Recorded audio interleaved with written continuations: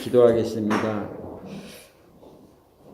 우리의 작은 신음에도 응답하여 주시는 우리 아버지 하나님, 우리가 무엇이간 이렇게 사랑하셔서 주님 품으로 불러주시고 감히 더러운 입술이 의로운 입술이 되어서 하나님을 나의 아빠 아버지라 부를 수 있는 특권을 주셨습니다. 그리고 주님께서 우리에게 말씀하시기를 무엇을 먹을까 마실까 입을까 염려하지 마라. 먼저 그 나라와 그 일을 구하면은 이 모든 것을 다 너에게 주시겠다고 말씀하시며 구하라 얻을 것이요 찾으라 찾을 것이요 두들기라 열릴 것이라고 말씀하셨사오니 우리 믿음의 사람들 오직 그 말씀에 의존해서 세상 문을 두드립니다. 그리고 우리의 수고와 노력이 헛되다는 걸 알게 주님만 의지하고 주님 말씀대로 순종하며 살아갈 때 아버지의 사랑하심을 우리 삶 속에서 몸소 체험하시는 저희들 되시도록 도와주시옵소서. 행여의 시간에 몸이 아픈 자 있습니까? 아버지 하나님께서 어루만져 주시고 쓰다듬어 주시고 피 묻은 손으로 안수한 차라해 주셔서 모든 질병이 떠나가는 역사가 일어나게 하여 주시옵소서. 마음이 답답한 자 있습니까? 주님 찾아와 주셔서 하늘의 평강과 평안을 허락하여 주시옵소서. 물질 때문에 염려하는 자 있습니까? 모든 만물이 다 주의 것이라고 했으니 그 주님을 나의 주인으로 모셔 이 땅에서 물질 때문에 염려하지 않는 평안함도 허락하여 주시옵소서. 감사하며 예수님의 이름으로 기도합니다. 아멘. 고맙습니다. 서로 옆에 사람과 인사 나눕니다. 주님의 이름으로 사랑합니다. 주님의 이름으로 사랑합니다. 주님의 이름으로 사랑합니다. 고맙습니다. 주님의 이름으로 사랑합니다. 네, 고맙습니다. 오늘 읽은 본문 말씀의 내용은 이런 내용입니다. 티베리아 바닷가에서 고기를 잡는 사람들이 있었습니다. 그 사람들은 어떤 사람인가 하면은 바로 예수의 제자들이라고 이야기합니다.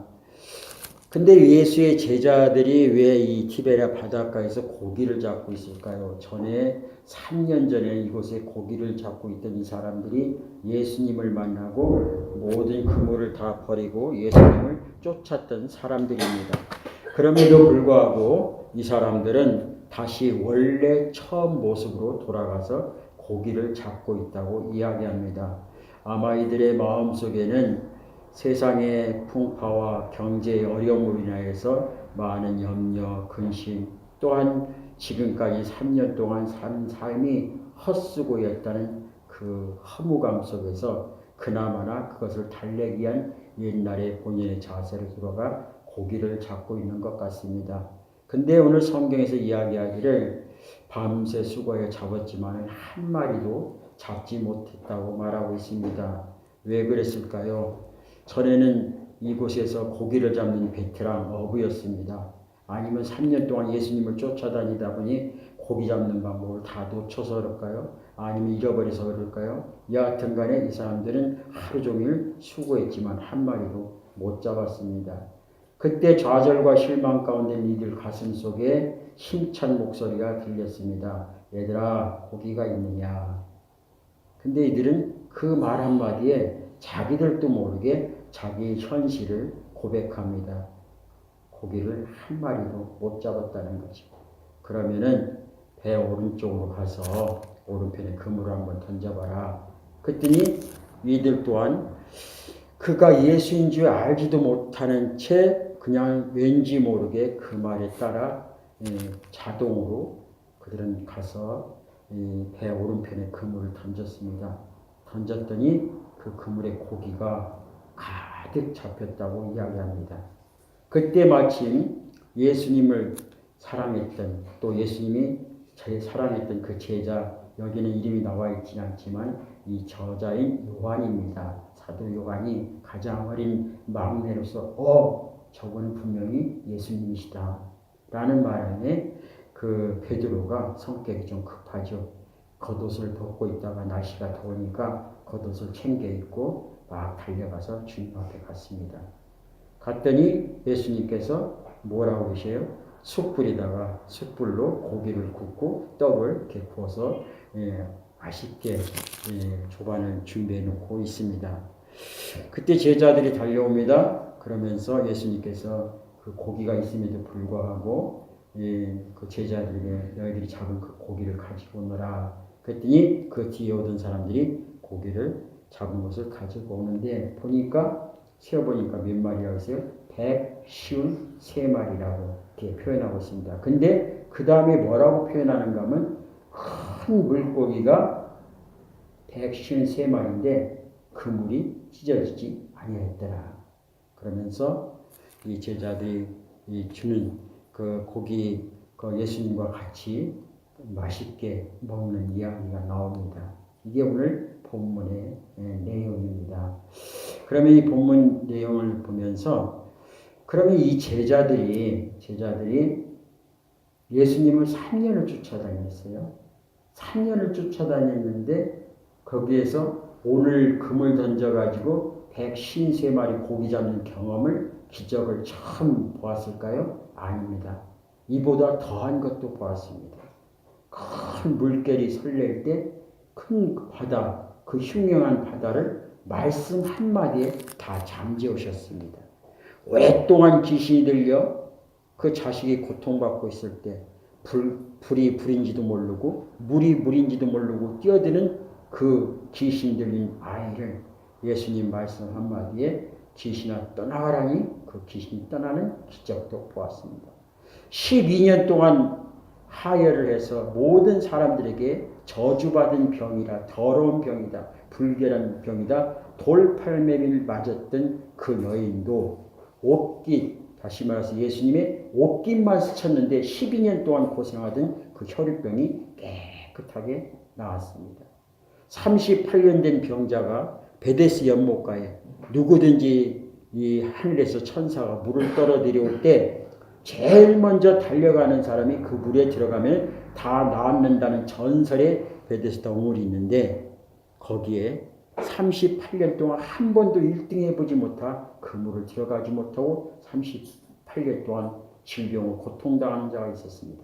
그때 예수님께서 찾아가서 너가 뭘 원하냐? 낫고자 원하냐? 예, 주님 낫고자 원합니다. 그때 그 말 한마디에 38년 동안 한 발짝도 걷지 못했던 그 병자가 치유받았습니다. 어디뿐인가요? 자기가 사랑하는 그 나사로 죽은 지 나흘이 돼서 온몸에 시신의 썩은 냄새가 나는 그 시신 앞에서 나사로야 나오라니 그 죽은 자가 걸어서 나오는 것을 모든 제자들이 보았습니다. 수없이 많은 기적과 이적을 체험했던 이들이 예수님이 십자가에 못 박힐 때 모든 사람들이 다 도망가고 떠나갔습니다. 그랬던 이들에게 다시 예수님이 찾아오셨을 때 이들은 153마리 그 물고기를 통해서 다시 예수님의 제자가 되고 그리고 양을 키우는 목자가 됐다는 겁니다. 어떻게 이런 일이 가능할까? 전에 이보다 수없이 많은 것을 보았음에도 불구하고 그들이 배신하고 배반했던 이들이 불과 153마리 물고기를 보면서 다시 이들 마음이 회복된 이유가 도대체 무엇일까를 오늘 본문에서 한번 생각을 해봅니다. 첫 번째로 예수님이 함께 하시나 예수님을 모르는 삶을 이들은 살았다는 거죠. 지금 저와 여러분이 이곳에 예수님이 계시고 성령님이 계시고 하나님이 현존해 계심에도 불구하고 우리는 그 사실을 알고 있지만은 우리의 삶은 예수님이 없는 삶처럼 살아간다는 거예요. 그게 문제죠. 예수님에 대해서 알고 예수님의 기적에 대해서 알고 예수님의 능력과 권능 하나님의 아들이라는 것을 알면서도 그분이 나의 친구라고 고백하면서도 우리의 삶은 여전히 예수님을 모르는 사람처럼 살아가고 있다는 거예요. 이게 가장 큰 문제입니다. 1절에 보면 그 후에 예수께서 티베리아 호수에서 또 제자들에게 자기를 나타내셨으니 나타내신 일은 이러하니라. 예수님께서 티베리아 호수에서 그 호수 앞에 이렇게 나타나셨다는 거예요. 나타나는데 거기 어떤 사건이 있는데 그 사건의 내용은 다음과 같다는 거죠. 근데 궁금한 점이 있어요. 티베리아 호수라고 해 있는데 이 티베리아 호수가 어디입니까? 우리들 티베리아 호수가 어디예요? 제가 물어보면 여러분들이 빨개지죠. 그죠? 그러니까 제가 바로 대답하겠습니다. 티베리아 호수는 어디냐면 바로 갈릴리 호수예요. 갈릴리 호수가 티베리아 호수고 티베리아 호수가 갈릴리 호수예요. 근데 성경에서는 많은 곳에서 갈릴리 호수를 많이 이야기하는데 오늘 하필이면 이 본문에서는 갈릴리 호수라는 이름을 쓰지 않고 왜 티베리아라는 호수 이름을 썼을까라고 생각을 해봅니다. 바로 이 글은 요한이 썼는데 요한의 고백이기도 합니다. 왜 갈릴리 호수라는 이름을 안 쓰고 티베리아 호수라는 이름을 썼을까? 제가 비유를 한번 들어볼게요. 북한의 김정일 하면 안 되고 김정은 위원장이라고 이렇게 붙여줘야죠. 김정은 위원장님께서 이 그만큼 많은 대한민국 땅을 다 마다하고 이 문재인 대통령하고 우리 탑정이 호수에 오셨습니까? 실제 아니고 예를 드는 거예요. 탑정이 호수에 오셨어요. 김정은 위원장이 탑정이 호수를 쫙 보더니 북한에 이런 호수가 없는데 남한에 이런 아름다운 호수가 있단 말인가. 참 내 마음 같아서는 이놈을 다 퍼다가 이 평양 시내 단박분에다 갖다 놨으면 좋겠다. 그런 생각을 가졌어요. 김정은이 마음먹으면 못하는 게 없잖아요. 뭐든지 다 하시잖아요. 그러나 이 탑정이 호수를 어떻게 가져갈 수가 없어요. 사진은 가져갈 수 있고 그림은 가져갈 수 있겠지만 이 전체를 어떻게 할 수가 없어요. 그거를 다 풀면 어떻게 됩니까? 그대로 이 조그만 이렇게 개 구멍 같은 걸 삽으로 이렇게 폭도도 되지만 이거는 이보다 더 큰 삽이 있어야 되는데 못하잖아요. 그래서 가져가고 싶은 욕망에 문재인 대통령한테 부탁했습니다. 제가 이곳에 방문한 기념으로 이곳을 탑정이 호수라 말하지 말고 김정은 호수라고 이름을 지어주세요. 그래서 어쩔 수 없이 이 문재인 대통령이 그래 북한이 평화를 위해서 이것지 못하겠냐? 예, 좋습니다. 이 김정은 호수 이렇게 이름을 지었습니다. 그 뒤로 많은 사람들이 그곳을 오면서 김정은 위원장 호수라고 이름을 생각하면 무슨 생각이 나겠어요? 이놈의 새끼 쌀 퍼다 줬더니 맨날 미사일이나 팡팡 쐈었고 이럴 거 아니에요? 김정은 호수라고 하면 그 생각이 나는 거예요. 독재주의나 빨갱이 뭐 이런 생각이 나는 거예요. 그러나 탑정이 호수 하면은 그 탑정이에 얽힌 사연의 아름다운 이야기의 호수 이름이 생각이 나는 거예요. 결국 이야기는 무슨 얘기인가 하면 그 당시 이 유대인이 다시 말해서 이 예수님과 또 제자들이 같이 공존하던 그 사는 그 시대에 로마가 이스라엘 나라를 속구로서 그것을 정치적으로 전쟁으로 우리나라 일본의 식민지 생활했던 것처럼 이스라엘이 바로 이 로마 정권의 밑에서 수하에 있던 그런 시대입니다. 그 당시 왕이 누구냐 하면 티베리아우스야. 티베리아우스인데 이 티베리아우스가 이 로마에서 그 이스라엘 땅을 왔다가 그 갈릴리 호수를 보고 어떻게 해요? 너무 반해버린 거예요. 그래서 그것을 김정은같이 가져가지 못하니까 그 이름을 갖다 뭐라고 했다고? 자기 이름을 따서 티베라 호수라고 이름을 쳤어요. 그러면 그 많은 사람들이 오늘 예수님의 제자들 요한과 또 베드로 또 그의 야고보는 제자들이 그 티베리아 호수라고 그 쓴 곳에 있었다면 무슨 생각이 나겠어요? 옛날에 그냥 고기 잡던 생각, 그런 생각이 나는 거죠. 무엇을 먹고 어떻게 살아야 할 건가? 그것을 티베리아 호수를 보면서 그 티베리아 호수의 그 왕권에 대한 자유롭지 못함과 제재당함과 통치를 은연중에 느낄 수가 있다는 거예요. 결국 티베리아 호수라는 것은 어떤 곳인가? 바로 로마의 왕 밑에서 식민지 생활할 수밖에 없는 나약하고 연약한 존재에서 물고기나 잡을 수밖에 없는 그런 인생살이기에 그것을 갖다가 갈릴리 호수라 이야기하지 않고 티베리아 호수라고 이름을 오늘 저자가 요한이 그 이름을 써서 오늘 이야기를 끌어나갑니다. 결국 티베리아 호수에서는 티베리아 왕권의 통치를 받을 수밖에 없는 것이고 그리고 갈릴리 호수는 누구의 통치를 받아요? 예수님의 통치를 받는다는 거예요. 지금 이 베드로하고 그의 친구 제자들이 티베리아 호수에서 물고기를 잡는데 그의 모습은 어떤 건가? 무엇을 먹을까, 무엇을 마실까, 무엇을 입을까 염려하는 세상 근심 걱정, 티베리아우스 그 황제의 통치와 그 권력의 밑에서 억눌림 당할 수밖에 없는 삶이라는 거죠. 이들이 예수를 모르나요? 알아요. 3년간 쫓아다니고 많은 기적과 이적을 보았지만은 예수를 알지만 지금 삶은 어느 곳에 살고 있는가? 그저 물고기나 잡을 수밖에 없는 그런 삶에서 살아가고 있다는 거예요. 저 목사이고 여러분 권사, 장로, 집사 여러분이 다 있을지라도 여러분들이 지금 삶은 예수님의 통치, 하나님 나라 통치, 하나님의 능력, 예수만 믿으면 할 수 있거든. 무슨 말이야? 믿는 자에게 늘침이 없다는 이런 자신감 속에서 사는 것이 아니라 예수에 대해서는 알지만은 우리가 사는 현장은 내가 수고야 먹고 수고야 떡을 떼고 늘 몸부림칠 수밖에 없는 그런 현실 속에서 예수는 알지만 예수님과 전혀 상관없는 삶을 우리들이 살고 가고 있다는 거예요. 결국 이야기는 무슨 얘기인가? 제가 이곳에서 목사를 하지만은 이것이 교회이긴 하지만 이곳에서 예수 이름이 퍼지고 찬양이 울려 퍼지지만 우리의 삶은 여전히 저는 근심과 걱정과 염려의 세상 속에서 살아갈 수밖에 없다는 거예요. 왜? 그것이 바로 티베라 호시이기 때문에. 그것이 교회란 이름은 있지만 거기에 주님의 믿음과 신뢰가 없는 우리들에게는 여전히 권사, 집사, 목사이지만 세상 믿지 않는 사람들과 똑같이 자고 일어나면 염려, 근심, 걱정으로 살아갈 수밖에 없다는 겁니다. 그러기에 2절에 보면 시몬 베드로와 디두라는 도마와 갈릴리 사람 그 나다엘과 세베대의 아들과 또 다른 제자들이 함께 있더니 지금 이 베드로하고 그 많은 제자들이 지금 여기서 고기를 그 티베리아우스에 있습니다. 시몬 베드로가 뭐라고 하나요? 베드로가 제일 수석 제자입니다.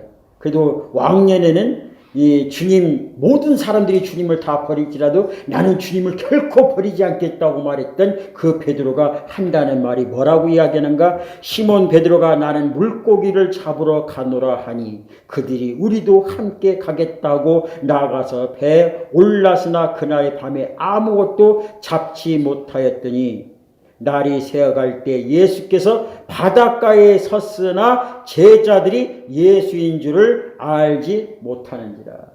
네.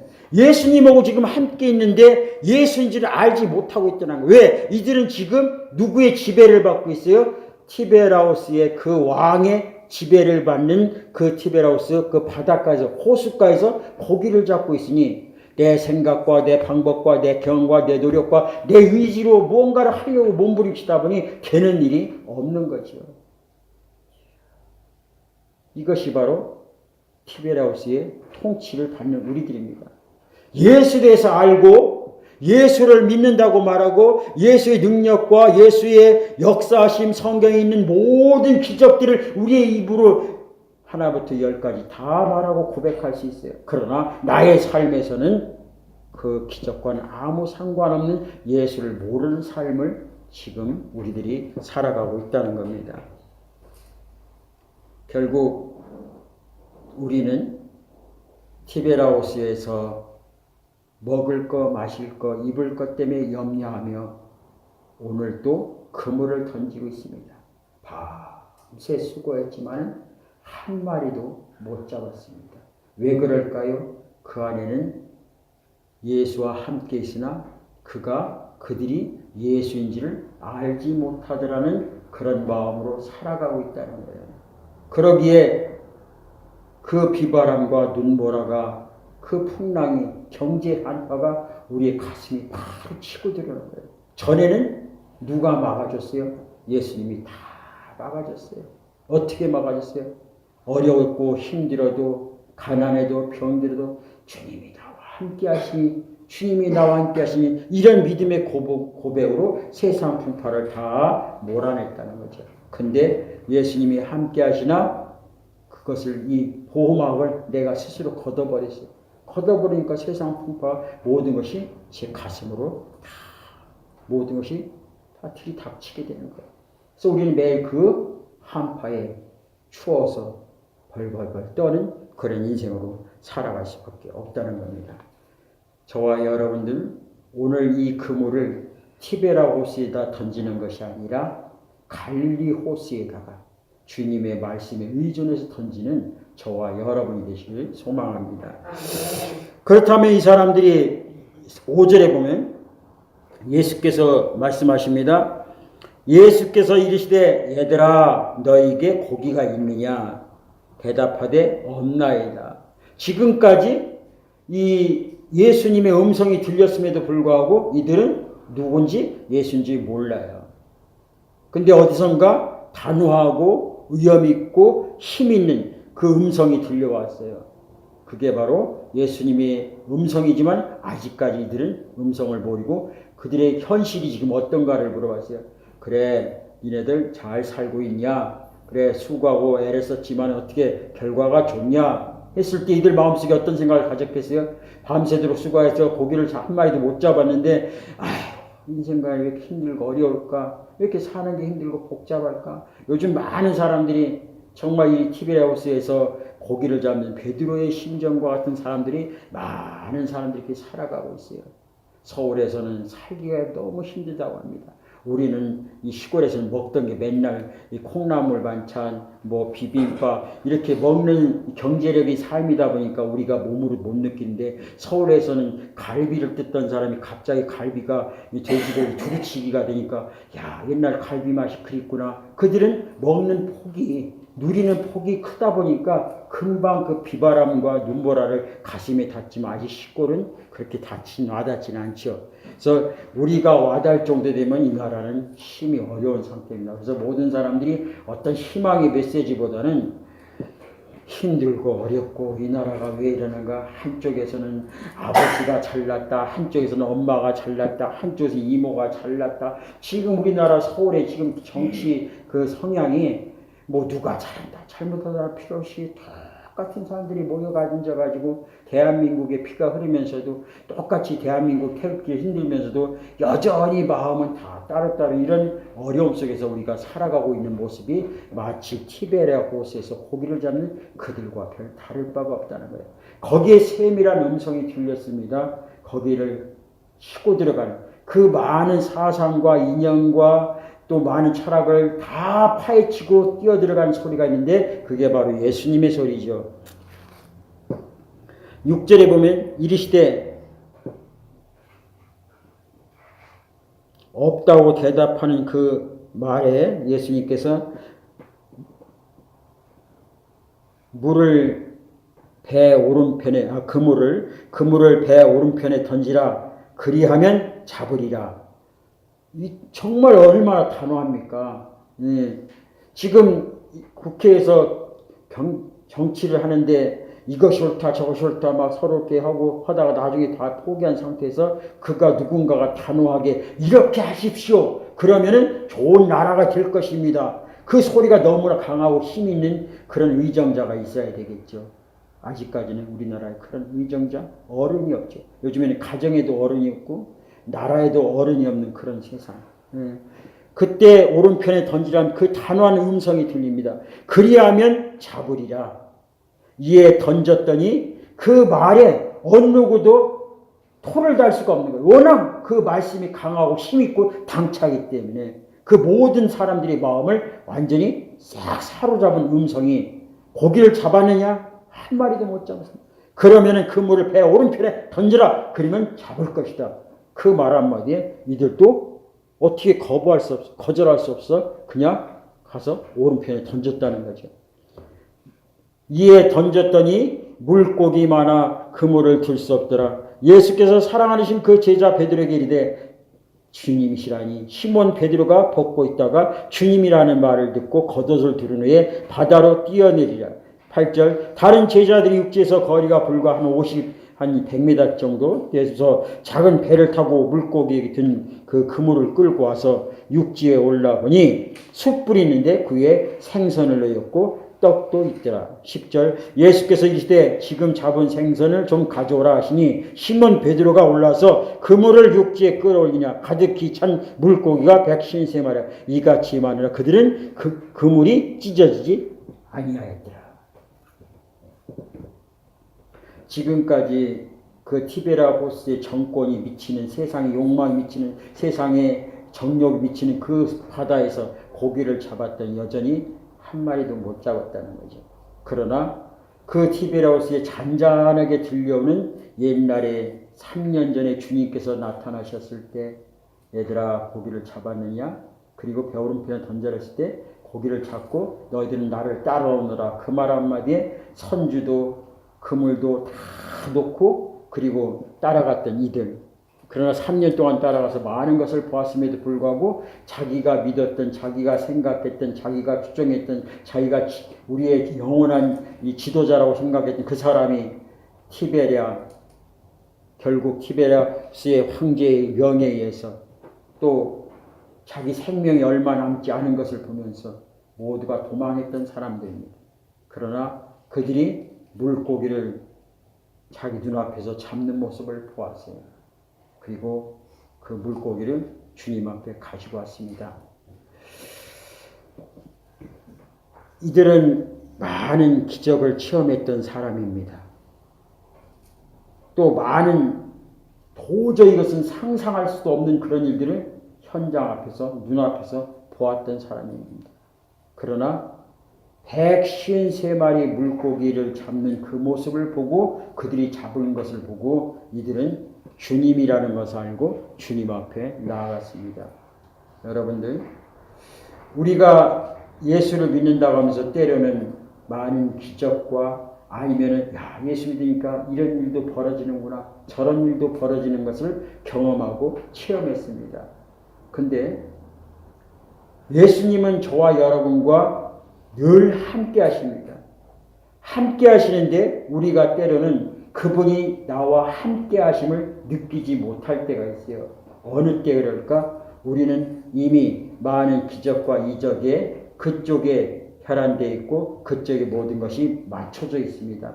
그래서 작게 지나가는 일들을 통해서 우리는 늘 하나님의 기적으로 받아들이지 못하게 된다는 거죠. 결국 이 153마리의 물고기를 잡음으로 인하여서 이들의 고백이 주님이라는 것을 알게 되고 그리고 지금까지 티베리아스의 영향력을 받았던 그들이 예수님의 영향력을 받아 예수님 말씀에 순종하였더니 눈앞에서 무가 유로 변하는 그 기적을 보게 됐습니다. 그리고 큰 물고기 153마리 물고기를 잡았음에도 불구하고 그물이 찢어지지 않는 것을 보았습니다. 저는 이 말씀을 보면서 본인이 여기에 좀 제가 말씀드리기 좀 그렇지만은 그러나 여러분들이 영상을 통해서 보여줬으므로 지금 보셨는지 안 보셨는지 모르겠지만은 그 이야기를 좀 제 신앙의 간증을 고백을 하려고 합니다. 저는 이곳에 올라오면은 하나님이 저와 함께 하심을 알게 되고 그리고 이 교회를 저에게 맡기신 뜻을 알게 되고 그리고 지금까지 이곳에서 힘들게 어렵게 버텨왔습니다.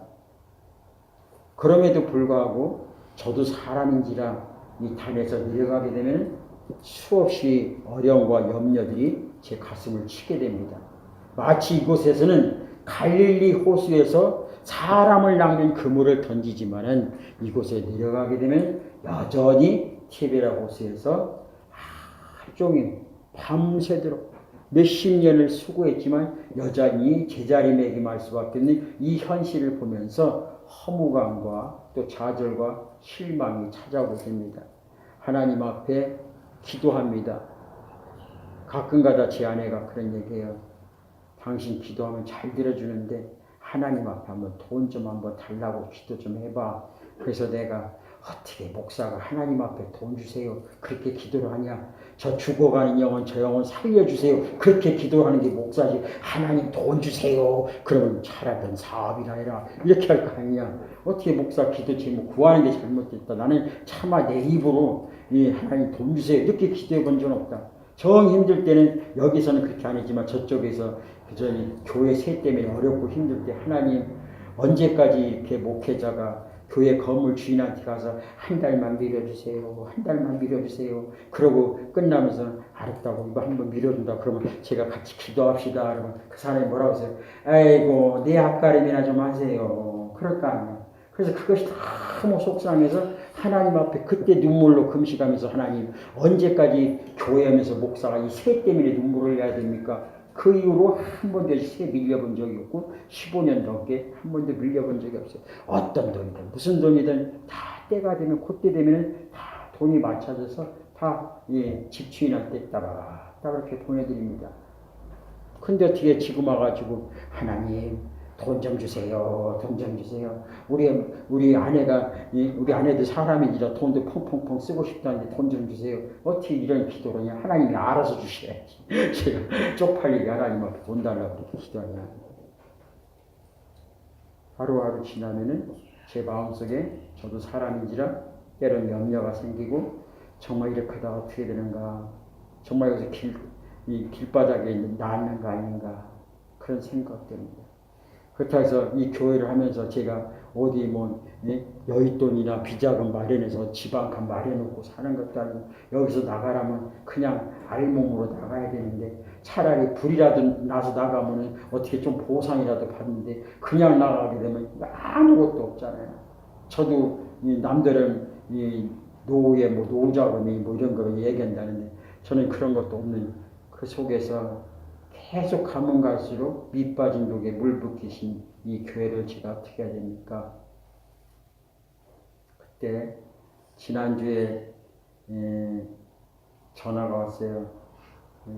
우리 교회 성도님한테 전화 와서 목사님, 성도님 안녕하세요. 그랬더니 지금 교회 2층 그 화분 옆에다가 딸기 한 박스를 놓고 간다는 거예요. 그래서 아이고 성도님 드시지 이걸 또 가지시냐 했더니 자기는 어제 드셨다고 하면서 오늘 또 AS 갔는데 거기서 딸기 농장하시면 딸기 주셔서 놓고 간다고.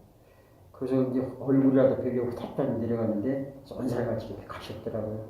2층에서 딸기를 들고 여기에서 3층까지 올라오는데 몇 계단이나 되겠습니까?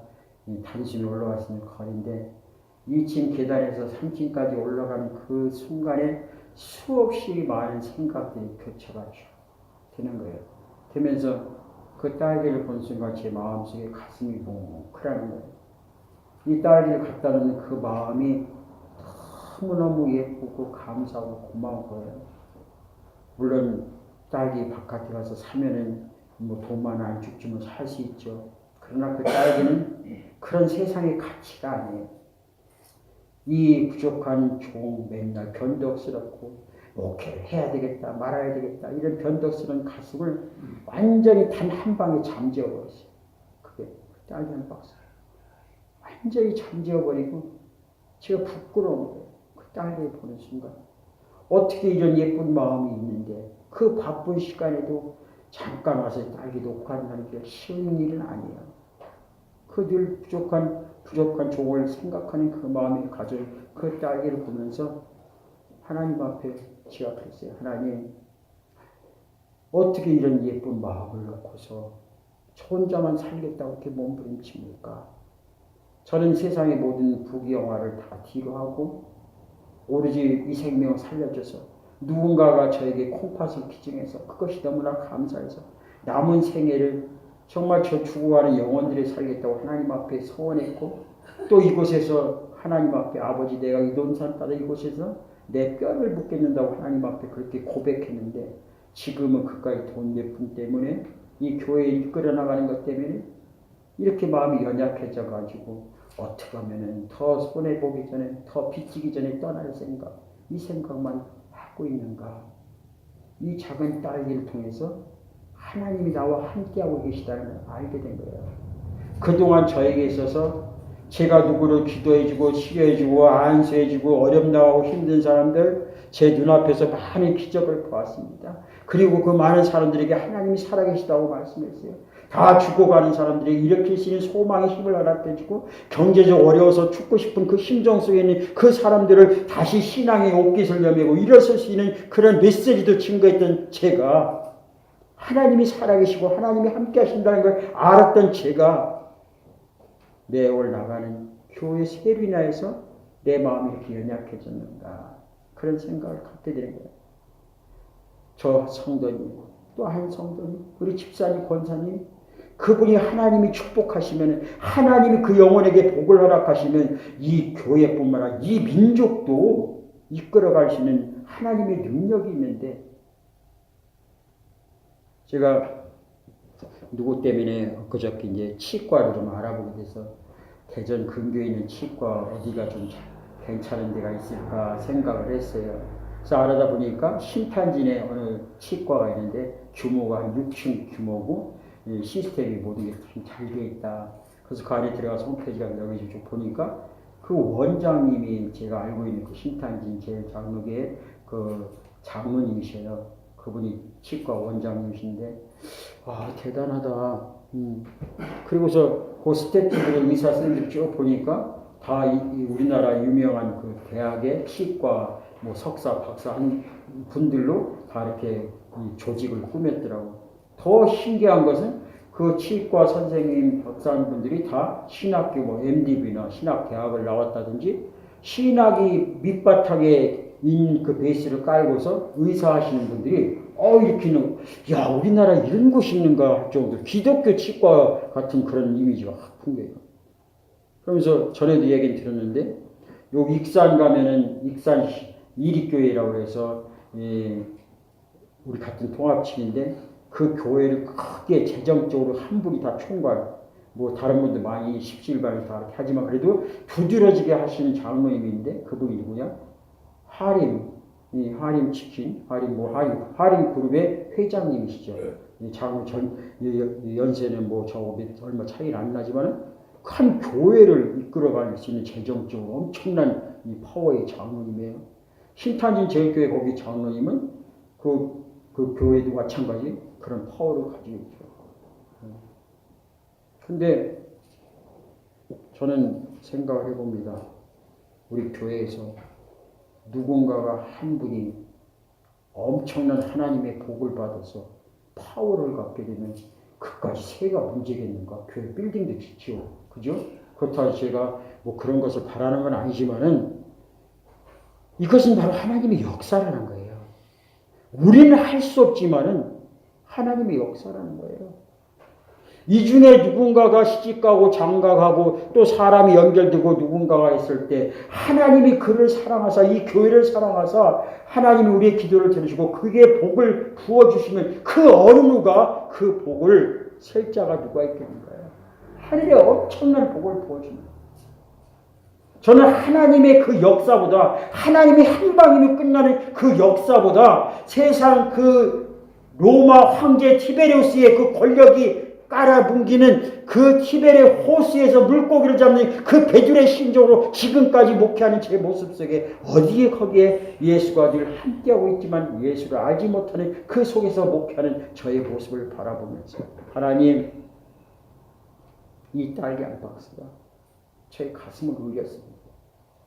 하나님은 지금도 나와 함께 계신데 저의 삶은 여전히 내가 하나님을 없는 삶, 예수를 전혀 모르는 삶에서 늘 수없이 계단을 오르다니고 수없이 이 예배당에서 설교하고 말씀을 전하지만은 저는 여전히 주님이 없는 그런 삶을 살아왔습니다. 오늘도 여전히 티베레스 그 황제의 그 권한과 영향력과 통치가 미치는 그곳에서 그물을 던질 수밖에 없는 저 자신을 바라보면서 네가 그래도 목사냐? 네가 그까지 돈 단돈 몇 푼에 저 어린 양들을 포기하고 너가 한번 살아보겠다고? 주님. 그때 주님께서 제 마음속에 음성이 들려요. 사랑하던 필요야. 내가 너를 다 죽어가는 너를 아버지로서 아버지 역할도 못하고 남편으로서 남편 역할도 못하고 다 죽어가는 그 상황에 한 신학교 학생을 통해서 그 속에 있는 콩팥 그것도 가장 큰 것을 끄집어서 내 몸뚱아리에다 붙여주고 지금까지 33년을 덤으로 살아가는데 지금까지 내 수고와 노력으로 그렇게 살아왔냐? 아버지가 함께하고 있다는 거예요. 수없이 순간순간 작은 사건을 통해서 하나님이 함께하심을 저는 몸소 체험했음에도 불구하고 여전히 하나님을 알지 못한 그런 삶으로 살아왔다는 거예요. 하나님을 나의 아버지로 고백하고 예수 그리스도를 나로 구주로 고백하는 그자의 삶은 어떤 일이 벌어지는가? 주님이 역사하시고 내가 말씀에 순종했을 때 큰 물고기 153마리를 잡았어도 그 물이 끊어지지 않는 것은, 찢어지지 않는 것은 뭐예요? 내 수고와 노력이 주님이 함께 하시면 그대로 다 보존된다는 거예요. 아무리 내가 큰 물고기 153마리가 아니라 1530마리를 잡았을지라도 돌아와 보니 그 물이 찢어져 있으면 그 물고기는 다 빠져나가는 거예요. 내가 밤새 수고하고 노력하고 애를 쓰고 앞에서는 버는 것 같고 앞에서는 풍요를 누른 것 같아서 돌아보니 허전한, 마치 노인과 바다에서 큰 물고기를 잡고 희망과 꿈을 갖고 돌아와 볼 때 상어떼가 그 물고기를 다 뜯어먹어서 빈줄만 끓고는 인생이 될 것인가? 아니면은 내가 별로 수고한 것도 없는 것 같은데 노력한 것도 없는데 돌아보니 하나님께서 이 모든 것을 다 해주셨다고 갈릴리 호수에 주님의 영향력을 받고 살아갈 것인가? 우리는 선택해야 할 것인가? 티베리아 호수에서 여전히 그물을 던질 것인가? 아니면 갈릴리 호숫가에서 주님의 말씀에 순종하여 던졌더니 153마리 물고기를 잡았으나 그물이 찢어지지 않는 그 복을 누릴 것인가? 우리는 둘 중에 하나 판단해야 겁니다. 목사로 제대로 살아야 할 것인가? 집사로 권사로 제대로 살아야 할 것인가? 성도로서 바로 살아야 할 것인가? 이제는 두 갈림길에서 이제는 선택할 때가 왔다는 거예요. 티베리아 호수가 그 호수에서 물고기를 잡을 거면 떠나버리고 세상으로 가버리고, 아니면 주님 말씀에 순종해서 갈릴리 호수에서 물고기를 잡는 그런 사람이 아니라 이제는 주님 만나고서 사람을 낚는 어부가 되었던 것처럼 주님 앞에 겸한 자세로 나올 때 주님이 오늘 무엇을 준비했어요? 저와 여러분을 위해서 숯불에 구운 물고기와 떡을 준비했어요. 그래서 이들은 어떻게 해요? 거기서 더불어 먹고 마시는 모습을 볼 수가 있습니다. 12절에 보면은 예수께서 이르시되 와서 조반을 먹으라 하시니 제자들이 주님이신 줄 아는 고로 당신이 누구냐 감히 묻는 자가 없더라. 예수께서 가셔서 떡을 가져다가 그들에게 주시고 생선도 그와 같이 하십니다. 이것은 예수께서 죽은 자 가운데서 살아나신 후에 세 번째 제자들에게 나타난 것입니다. 오늘 예수님께 누구를 선택했어요? 이제 감히 당신이 누구냐고 묻는 사람이 없다는 거예요. 왜? 이미 예수라는 걸 알잖아요. 같이 간 순간 이 마음속에 뭐가 있어요? 사명이 있잖아요. 설렘이 있잖아요. 오, 주님이구나.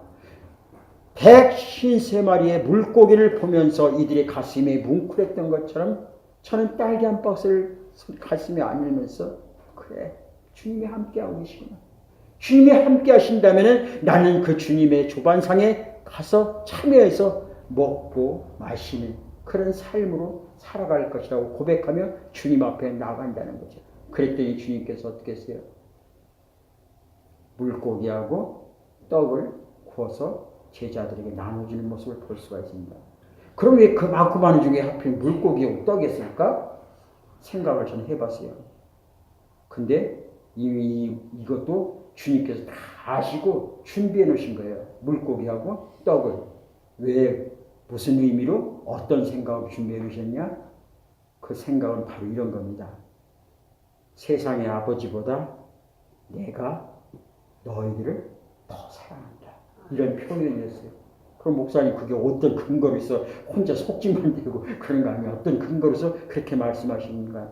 마태복음에 이런 말씀이 있습니다. 마태복음 7장 9절에 보면 11절까지 너희 중에 누가 아들이 떡을 달라는데 돌을 주며 생선을 달라는데 뱀을 줄 사람이 있겠냐? 너희가 악한 자일지라도 좋은 것으로 자식에게 줄 알거든. 하물며 하늘에 계신 너희 아버지께 구하는 자에게 좋은 것을 주시지 않겠냐. 저는 이 말씀에 힘을 얻었어요. 주님이 전에 산상수훈 할 때 말씀하신 거, 세상의 아버지가 아무리 약하더라도 그 아버지에게 아빠 저 떡 먹고 싶어요. 근데 돌멩이 갖다가 입에다 넣어주면 너 이거 먹어라 아버지 없다는 거야. 아무리 약한 아버지라도 생선을 달라고 하는데 뱀을 줄 큰 아버지 없다는 거예요. 하물며 하늘에 계신 너희 아버지께서 독생자 예수 그리스도를 십자가에 못 박으면서까지 저와 여러분을 사랑하신 그 아버지가 세상의 악한 아버지도 이렇게 너희들을 사랑하는데 내가 너희를 사랑하지 못하니 그런데 너희는 어찌하여 지금까지 그 티베라 호수에서 너희 생각과 너희 방법과 너희 경험으로 그렇게 고기를 잡으려고 했더냐. 그렇게 세상의 눈초리와 세상의 풍파가 그렇게 가슴 아프고 그렇게 힘들고 그렇게 어려웠더냐. 그것이 두려웠더냐. 나에게 오라. 사랑하더라 나에게 오라. 너가 이 작은 물고기 큰 물고기 153마리 이것을 보면서도 그렇게 감동을 받는데 내게 오면은 너희들이 나에게 원하는 모든 것 악한 아버지도 이럴 것을 더 주시는데 나는 너에게 그보다 더한 것이라도 너에게 주겠다는 이 아버지 사랑하는 마음이에요. 여러분, 저와 여러분 세상 모든 것이 어렵다고 해도 저와 여러분은 뭐예요?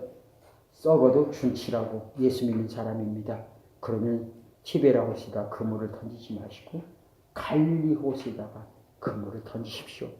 그것을 고기가 큰 물고기가 153마리 잡았지만 찢어지지 않게끔 들어가도 복을 받고 나가도 복을 받고 들여도 복을 받고 떡반죽 끓여도 복을 받고 내가 수고해서 기한에 떨어지는 것이 아니라 나의 통장에 돈을 넣었더니 빠져나가는 것이 아니라 물고기를 잡았는데 그물이 찢어서 빠져나가는 것이 아니라 주님 말씀에 순종해 수고했더니 그대로 찢어지지 않고 누릴 수 있는 그 하나님의 아름다운 사랑과 하나님이 저와 여러분을 얼마나 사랑하시는지 오늘 본문을 통해서 다시 한번 알게 됩니다.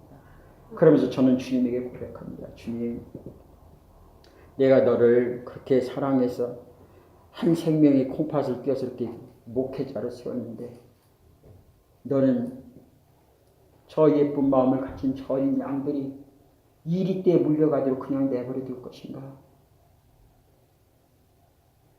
그 아름답고 예쁜 그 마음들을 어찌 교회 새와 세상 것과 비교하느냐. 나는 너를 위해서 하늘 높은 보좌를 포기하고 이 땅에 왔고 저 영혼들을 위해서 내가 모든 권세를 다 뒤로하고 저 영혼을 사랑하는데 너는 나한테 구원을 받았다고 하면서 어찌 그 양들을 몰라라느냐. 어서 와라. 나와 같이 조반상을 들고 떡을 먹고 생선을 먹으면서 우리 하나님 나라에 대해서 이야기하자. 결국은 뭐야? 내가 너의 모든 것을 다 책임지겠다는 거예요.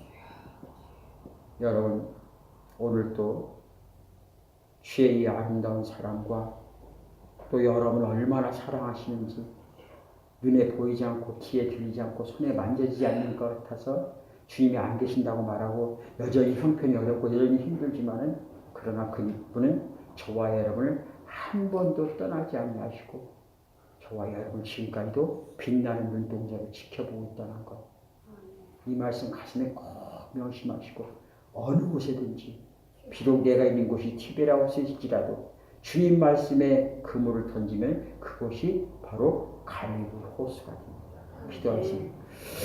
사랑이 많으신 우리 아버지 하나님 감사합니다. 저희들은 무지하고 연약하게 매일 넘어지고 쓰러질 수밖에 없고 원망과 불평할 수밖에 없습니다. 그러나 순간순간 이 작은 사건을 통해서 우리 가슴에 다시 한번 회개의 영광, 우리가 주님을 얼마나 사랑하시는지 주님 앞에 고백하고 싶은 이 마음, 비록 때로는 허물과 실수도 많지만 그래도 주님 앞에서 몸부림치며 살려고 하는 우리 믿음의 사랑하는 사람들입니다. 아버지, 우리가 모두 같이 합력해서 선을 이루듯 손에 손을 마주잡고 주님이 세우신 주님의 핏값으로 세운 이 교회를 우리가 멋지게 복음에 전하는 나팔수의 등대 역할을 감당하시니 이 교회를 세워갈 수 있도록 원하오니 주님 도와주시옵소서. 그래서 이곳에서 일당 백의 일당 천의 역할을 감당할 수 있는 경제적인 리더가 되게 하시고 지혜의 리더가 되게 하시고 모든 질병에서 자유함을 얻는 우리 믿음의 식구들이 되시도록 도와주시옵소서. 그래서 많은 사람들이 우리 교회를 바라보면서 그 교회가 하나님이 계신가 안 계신가 의심하였지만 그러나 우리의 삶의 현실과 이 교회를 보면서 하나님이 살아계시고 하나님이 빛나는 눈동자로 저 교회와 가정들을 지키고 있다는 것을 그들의 입술을 통해서 고백하며 간증하시도록 도와주시옵소서. 아멘. 감사하며 예수님의 이름으로 기도합니다. 아멘.